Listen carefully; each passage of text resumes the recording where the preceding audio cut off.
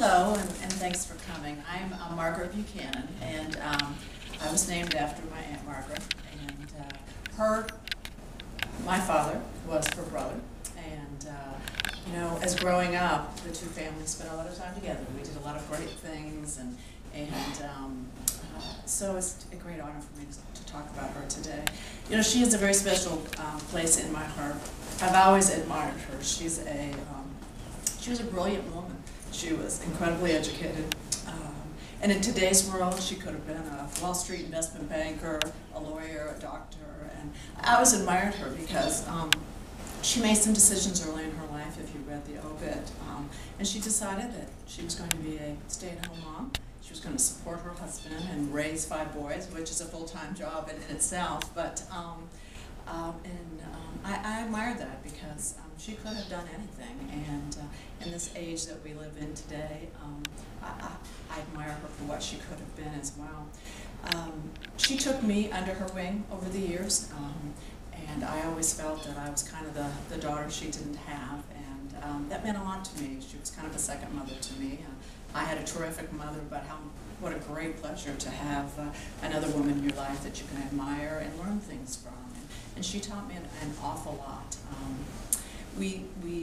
When I would go to visit them in the summer, whether it was when they were living in New Canaan or when they had moved out to Phoenix, we just spent time as girl time, as Barbara said. And I always loved being able to have these wonderful worldly conversations with her about what's happening in the world, about politics, about the stock market.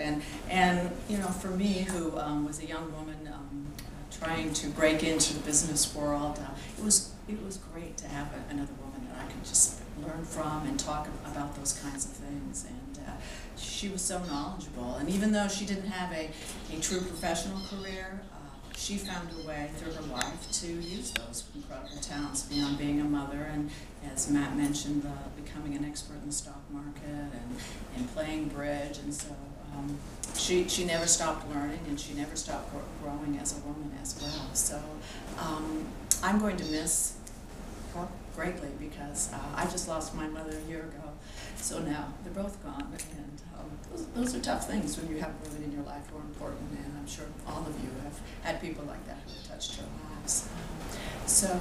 We will miss you, Margaret, but I am so glad that I still have the Kennedy boys who have always welcomed me into their lives, and we stay together, and so we will carry on the tradition of my Uncle Matt and Aunt Margaret and my mother and father and stay together.